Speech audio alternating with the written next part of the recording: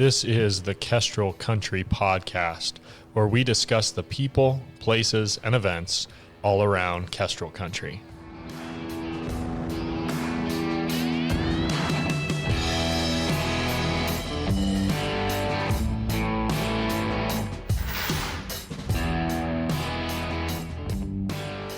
Hello and welcome to another episode of Self-Isolation, Darkness Podcast.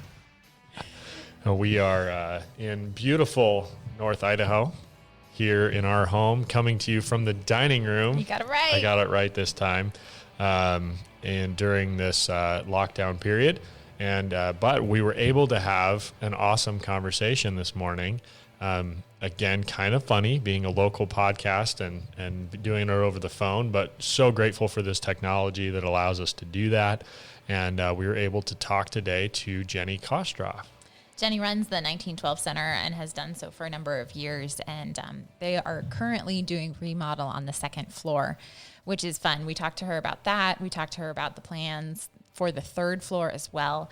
And it's a community space. Well, lots of spaces there that you can rent. So it's just fantastic already. And we're excited for the new spaces to open up.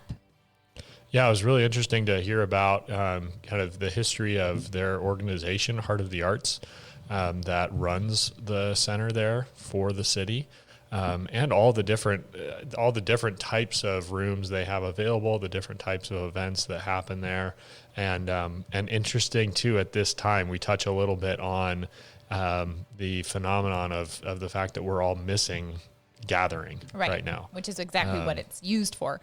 And it'll be fun to see places like that explode again with gatherings once this is all over.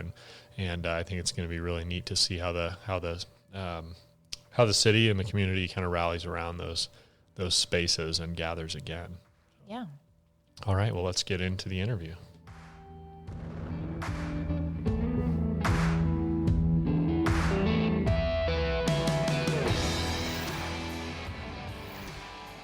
Well, Jenny Kostroff, thank you so much for joining us today. We really appreciate you taking time out of your schedule to talk to us today about your work in the 1912 Center. Absolutely. It's my pleasure to be here. It is. It's kind of funny. We've been remarking about this given, our podcast is all about local and about this area. And so we usually have people in to our office and sit down across the table and talk. And so it's funny to do a local podcast with people calling in, but that's kind of the environment we're in right now. Yeah, well, I mean, you've turned into a radio show as opposed to an interview in person. It's true. Yeah. Exactly. But we're grateful for it. It's really fun to still hear about it and talk to people. Well, for those who don't know you and maybe don't know kind of what's going on there, we'll talk more about what's happening and what the future is of the center. But tell us a little bit about how you got involved with the 1912 Center and what your role is there. Sure. So I'm the executive director of Heart of the Arts Incorporated, and Heart of the Arts was hired by the city of Moscow in 2007 to run, maintain, and grow the 1912 Center. The city of Moscow owns the actual building, but they pay me, my company, Heart of the Arts, to run the building for the city. So what's really nice about that, and why I always go back to how wonderful it is as a taxpayer, it's actually a better value for all of us in the community because the cost to have the 1912 Center in our town for our taxpayers is so much better than if it was being run by the city itself. So if you think about if you owned an apartment building, you'd have a manager for that apartment building, and then you would pay them to run that for you.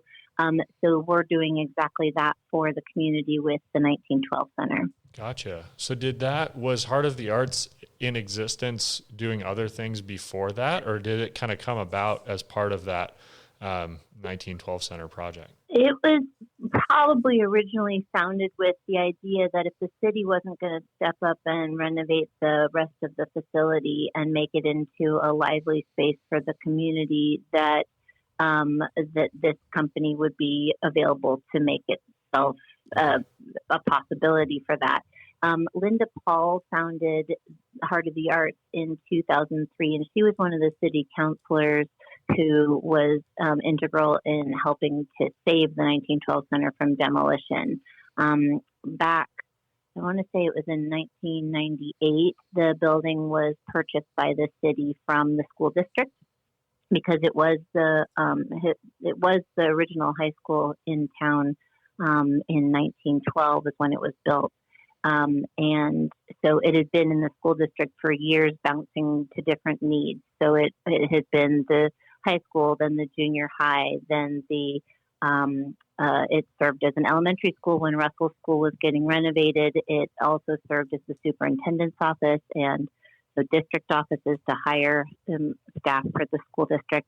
So it had a lot of purposes over its life. It always was the catch-all building for whatever was needed in town. And then when the school district realized they didn't need it any longer, that when the city purchased it, the city used the money to build the school district used the money to build a new superintendent office out by the junior high. And then, so that was the money to purchase the building. And then the city took over the building to start the renovations. Excuse me. It's fascinating to me.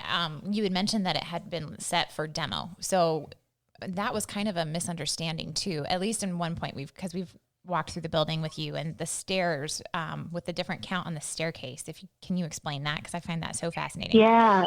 So the building, when it was built in 1912, was during the daylighting era. So there are a lot of really large windows and skylights to help light the spaces using natural light as opposed to electric light, because at the time it was built, it didn't have, there was electricity, but it was new. And so it was expensive and it wasn't something that they put the need on that, as opposed to they used the lights that came in during the day. So during that era, when you were building your big central gathering space for a school, you put it on the top floor where you had the skylights and all of the windows coming in from both the north and the south into that space, and that was your auditorium. Well, if you're going to have an auditorium, you build it with a sloped floor so that your seats at the back can be higher than the seats close to the stage. Yeah. So that's what the top floor of the 1912 Center has, a rake in that flooring. So like what Catherine said, if you climb the west staircase to the top, it is, I just did this recently, and I think it's 5 additional steps higher, which is interesting because actually that can't be right. It's probably like 3 steps higher, but the point is that the stairs themselves can tell you that the rake is intentional. But as the building aged, and because they changed the purposes of each of the rooms, they leveled out some of the side parts of that flooring to make classrooms, but the hallways still had a slope to them. So a lot of people during different eras closer to the 90s thought that the building top floor was falling down, like that it was actually it was a structural problem. And it turns out it was never a structural problem. It was built into the actual structure originally. I just love that. And I love that top floor is stunningly beautiful. So I'm so excited to see the projects. But you've been renovating the second floor right now. Yeah. So the second floor is currently under construction, and we've been lucky to be able to continue to proceed with that project while the rest of the building is closed at this time. We raise money for the building project. So what's really nice about the way we operate the center, the rentals that take place in the Great Room, if it's a nonprofit renting the space, it's covering the cost of having an employee and keeping the lights on and all of that. But when we rent to private events, weddings and birthday parties, memorials, things that gather people for life milestones, what is really wonderful about that is we are able to cover our costs, but also reinvest the extra into the renovation of the facility. Mm-hmm. And then the nice part is every donation that we receive, because we are paid by the city as an apartment manager type position, to run the space. What's really nice is that means that all the donations we receive go directly into the building fund. So that is to renovate the facility. So what I love is that even though the city pays us $60,000 a year to run the building for them, we're investing typically more than $100,000 a year back into the facility through gifts and rental monies in terms of new renovations to the upper floors. So the second floor, we're still about $170,000 away from our fundraising goal for this floor, but we have a loan in place to be able to pay for that if need be, if we don't manage to do the fundraising in full before we need to pay those bills. Mm-hmm. But the nice part is it's going to bring two more spaces, a small auditorium space and a reception gallery across the hall from that auditorium space online in the facility. So we'll have two more spaces to rent out, and it also opens up both of the stairwells to the second floor, as well as the two exterior doors that enter into the second floor that for so many years they've been locked off to the public. Wow. This is it's really exciting. It's really fun. Yeah. Oh, so that's hopefully all going to come online in August or September, based on whether the construction gets drawn out at all for unforeseen reasons at this point. Yeah, well, and obviously we don't know what's going to happen, but certainly looks like around that time we should have people being ready to, and probably super eager to be gathering together. And that struck me when you were just talking about that, as all these different events that are hosted there are, times for people to gather. And I think there's going to be a lot of pent up demand for, especially in a community like this, that it's such a wonderful community, and we are so used to gathering together and just seeing people and having all of that fellowship here in this town. And man, it's been a weird time seeing things very empty. Weird. Yeah. And one of the things that, not only gives me hope, but makes me understand the value of this facility for our community, is that there's a plaque that was put over the drinking fountain in 1918. And that plaque says, in memory of J.H. Rich. And J.H. Rich died in the influenza epidemic here in town. Oh, wow. And he was the superintendent of schools at the time. So they made a memorial plaque to him. And to realize that this building has been around, since 1912. So it's seen the previous epidemic that went through our area. And to realize that it's come out the other side and people continue to gather and learn and share and grow there. It's a very powerful statement to the importance of taking good care of our historic structures, because they keep our stories around for years long beyond all of us, and share that with future generations. So to realize that, we're doing this construction now, and that means our kids and our kids' kids are going to be able to enjoy the upper floors beyond all of us. So it's pretty wonderful. Oh, it's absolutely wonderful. I love that. The history of the building, just like you were talking about, my grandma went to school there, so she actually attended there. My mom had some classes there because at that time they, moved some stuff around. So it's a special building personally, but then of course for the whole town to have, that history and to be able to use it so much on a normal basis and so affordably too. It just offers a lot for a lot of different reasons. Well, you've been a fantastic supporter for years, Catherine, in that you bring life to the building with the events that you've hosted there and worked with groups doing parties and gatherings. And what I love is it sort of rises to whatever occasion. So you decorate it down. It can be a little kid's party, no problem. And you can decorate it up to be something that's fancier, but all told, it's really the life that comes in it that gives it the character, that it's just a good basic place that has historic beauty in which to showcase the gatherings and the people that make our town very special. Absolutely. So the new spaces upstairs, can you tell us a little bit about the size that those new rooms will hold? Yes.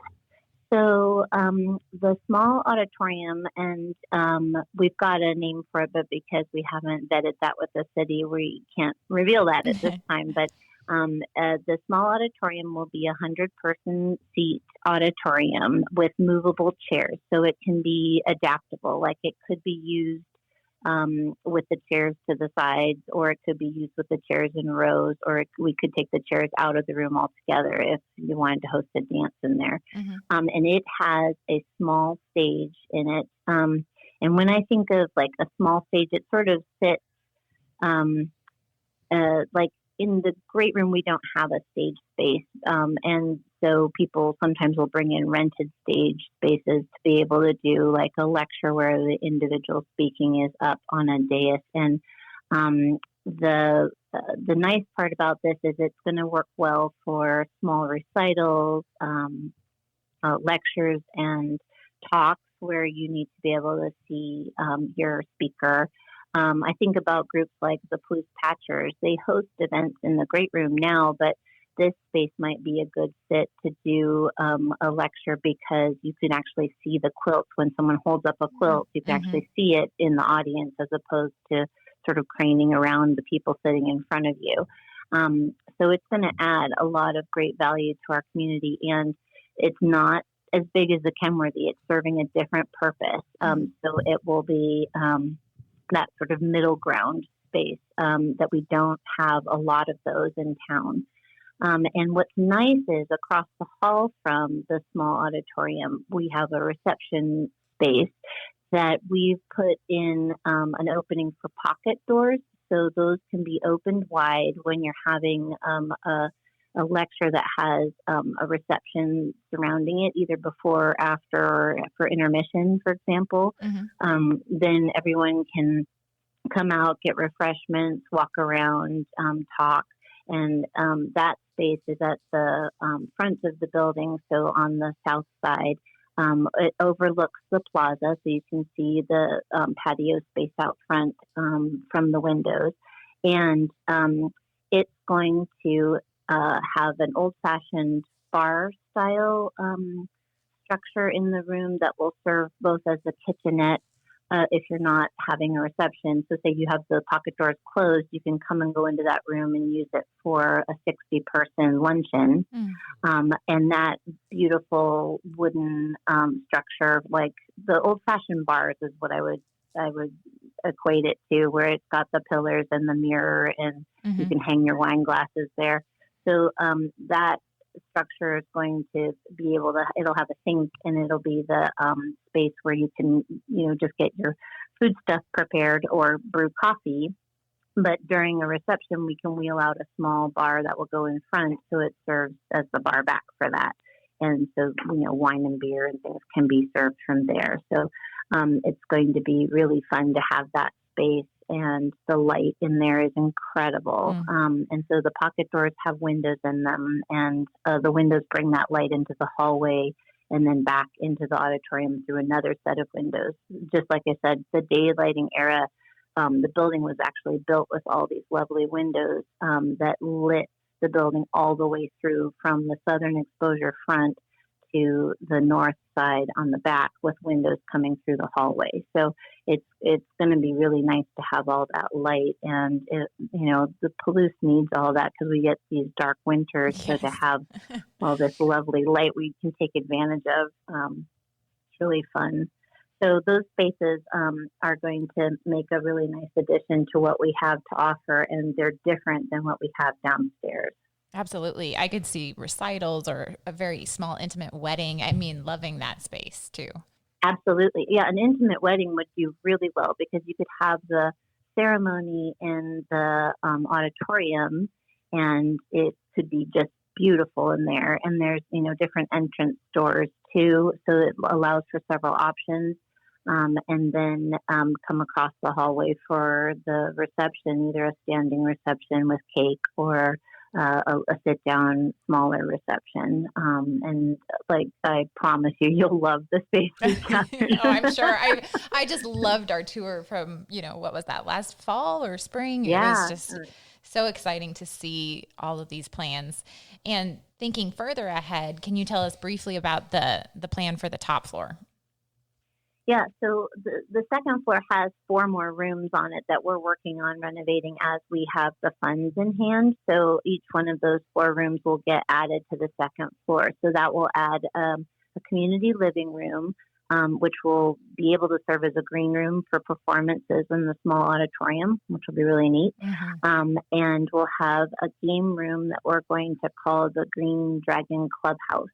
And that's in honor of mahjong and card games. So the idea is that it's the old-fashioned game room with the card tables and chairs, and that will always be set up that way. So by day, a lot of the senior groups have card games that they play during the week, but after 4 o'clock, it can be rented for specifically to play games in that space or to teach classes like teach a game of cribbage, I don't know, we all need to learn these old card games because they're going to go away if we don't learn from our elders. And then down the hall on the other end, we have, it's on the west end, we have the historic classroom space that will get added. And also we want to add a Zoom room. So a space where people can do those virtual meetings that we're all getting so good at doing at really home. Good. Yeah. But I will say a lot of us will want to maybe do more of that in a collected way. So like having local, a good example would be like attending a conference that's in another town without having the expenditure of the travel and being able to do that conference in a group setting where you have like maybe a good example would be gathering your realtors together to be able to learn some new things at a distance, but doing it in a space that is all set up for you. So you walk in, don't have to do anything, and it's all ready to go. So having that available for our community is going to be important, especially going forward. I think some things are going to change to doing that. And we're finding now, of course, that not everybody has the internet speed and stuff to be able to do. And also like the big screen, being able to see people that are like human size instead of tiny little pictures. So it'll be nice to have that space available for the community to rent at a really reasonable rate. So that space. Sorry, Jenny, I was just curious, was that in the works before the virus hit? Or Yes. Wow. Absolutely. Okay. Yeah, it's for the second floor, and we've been working with the city of Moscow because they don't have a meeting room like that. They don't have a space that does the technology. And so we were saying, if you helped us get this figured out and set up, then we could do a trade with the city to be able to use it some periods of time each month and then be able to offer it to the community the rest of the time and have the technical support for it too. Well, that's a great idea because I could see, some of the bigger companies or tech companies, probably have their own facilities or conference rooms set up that way. But there's so many, great little small businesses growing here in this town, and to not have, to have something like that they can have access to is could be really huge to help them out.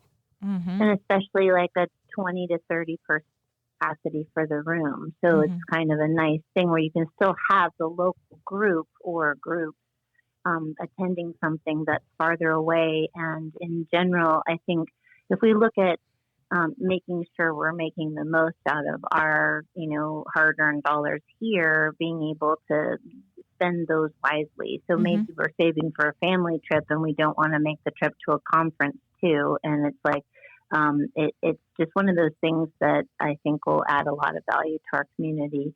And so hopefully we'll get that on in the next couple of years. And then the top floor is another major project. So the top floor has it was the large auditorium that had the stage, but it is the entire width of the building. So if you look at the 1912 Center and you look at the top floor, all 10 of those windows, front to back, is the size of that space. So it's the full width of the building, and it's going to be an incredible ballroom on the top floor with the skylight lighting coming in. It's got tons of natural light, and it'll be able to host those indoor weddings that we can't do right now in the winter to serve 200 people, you know. So like our capacity really sits at about 100 in the great room comfortably, you know, 100, 120. And in the summer, you can spill out onto the plaza, so you can have a larger group. But in the winter, we're stuck inside, and being able to make sure we can accommodate the winter weddings, which in our town, there are a lot of winter weddings, more than like what we see anyhow, because we're a building. And I think a lot of the summer weddings might go outside. So we see a lot more of the wintertime gatherings and weddings, and being able to get families in there. You know, like it's hard because there are only so many spaces in town that can accommodate certain size events. So having that available, and it will have a commercial kitchen space upstairs too. So right by our elevator on the top floor, we'll open up a commercial kitchen so that it's easy to load in and out of. And attached to that commercial kitchen will be a classroom, meeting room space, so that if you were going to teach culinary classes, you could have a classroom space attached to the cooking spaces. So we're hoping that we can create a culinary arts program that maybe would be an elective for all the different schools and homeschools in town, so that anybody could choose it and participate in something like that on the top floor. So it's the idea of bringing home ec back into the building, where it was an essential element of the 1912 curriculum. And we like that idea a lot. And then that culinary arts program could serve to cater events as their finals. You know, they could do a lot of really cool things. So having that available and making sure that it's not just for any one program, but it's for our entire community to learn and use.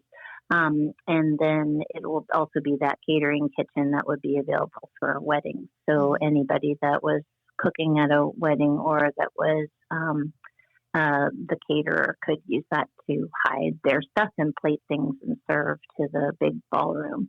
And then on the west side of the building, there's another 2 rooms there that at this time we don't have an assigned purpose for them, but the views are incredible. So we want to make sure that they're available to the whole community and not like restricted to an activity that would be more limiting. So it'll probably be just general rental rooms on that end too. Yeah. Oh, just so many wonderful projects. It's very exciting. Yeah, I pretty much have a career all the way through when I want to be having a career. I bet you do. It's like, just keep plugging away. I consider myself, you look at the tortoise and the hare, I'm like, yeah, I'm the tortoise, but we're still going to get through this race. Yes, absolutely. Well, and every new element that you're talking about just adds a ton of value for the whole community. So it's exciting. Well, very exciting. How do people stay up on, you know, future projects, how things are going, and probably more importantly, figure out how to best donate or what opportunities there are for giving to these projects coming up? Well, so coming up soon, Idaho Gives happens every, it's usually the first Thursday in May, but Idaho Gives is one of the ways that we connect with everybody every year. And Idaho Gives is online. You go to idahogives.org and look up 1912 Center, and you can read about what we're doing. And it also is a chance for us to win prize money. So it's the number of donors, not the volume of the donation, that helps us to win prize money that ends up parlaying into lots of good construction work. So over the years, we've won thousands of dollars every year doing Idaho Gives, and that's bought additional windows and made a lot more of our construction projects possible. And I know a number of your listeners are already regular givers during Idaho Gives, which is really wonderful. And that's one of our regular fundraising events. And this year, because of the situation that our communities are in, Idaho Gives is not just one day. They've extended it to a 2-week period from April 23rd to May 7th. So it means any time during that time, there are prizes to be won each day, and there's a lot of time to give. So it gives people an opportunity to get online and do that. And it's super helpful because once you've connected with us one way, then I do reach out to everybody once a year as well to let you know where we're at with our projects and what we're up to next. So I send a letter every fall and let people know what we're doing. And then I just suggest people connect with us on Facebook. That's the one platform that I tend to use the most, which is an opportunity for us to tell you about events that are going on. Like we host the winter market every year, and we have incredible artisan vendors and crafts people and food people that sell at that every year. And I feel very, very blessed that they share their talents with us and sell to our communities and offer all kinds of wonderful local shopping options during the winter months. So we do that November, December, and then February and March. But we also do things like we host a community art show every year that everyone is invited to participate in. And it's one piece of art per individual, but that we create a theme. And so I put that theme on Facebook, usually in December, so that people can make a piece of art to that theme. And then we have the show always the first Friday in February, and it's an open community art show, and people can come to the reception and have a lot of fun. And the theme this past year that was called We've Got the Blues. So the 1912 Center had the blues, so we had all of the blues. Mm-hmm. So we served blueberry stones and blue sky soda at our party, and we had a table about keeping away from the blues for mental health, so that people could learn about ways to stay healthy during the winter months. And we had a blues band play. And so like we went with the whole theme, and then the artist can do anything to that theme, whatever that means to them. So, and we also served blue cheese, which was really popular from Brush Creek Creamery. Yeah. So, yes. Yeah. So, so every year it's a different theme. I've done everything from raining cats and dogs, but it was REIGNING, like the king and queens of raining cats and dogs. And of course, everybody had to do 2 pieces of art for that one because they were like, I can't choose between cats and dogs. But there's a lot of ways that people can get connected with the building. And what I would say is it's not that someone might think, oh, well, I don't need to rent right now, so I don't need to go there. You can come through and just look at the art on the walls. You can come walk through and look at the rooms. The building is a community building. It's for the community. And except for now, because we're closed until our city is able to reopen, the spaces are open all the time for everybody. And so we have like a little free pantry where people can share food resources when we're open. There are different classes. There are karate classes and Tai Chi classes, and there's Heritage Arts Academy sometimes hosts the wine and paint classes there. So there's a lot of different ways that people can connect with the building, and it doesn't mean you're the person who's renting. Instead, you're just coming through and attending something. There's free lectures. The library hosts lectures. The different groups like the Audubon Society learning about birding, and there's the Idaho Native Plant Society to teach you about plants that grow well here on the Palouse, and learning about, how to take care of weeds and things like that. All the stuff that, like, as homeowners, we go, oh yeah, actually, I should have done that class. I need to learn that. Right. And they're free, So what I love is there's a lot of wonderful stuff, and our seniors can attend a lunch on Tuesdays and Thursdays in the great room that's provided by Friendly Neighbors, and so a time to gather. Like when we get to the point where we're beyond this, where we can gather again, I think, like what you said, Mike, there's going to be a lot of demand for that. And seniors that have been homebound for so long, being able to get out and connect with each other is really powerful stuff, and it helps keep us healthy ultimately. So. Absolutely. Yeah, it's going to be good. It will be good.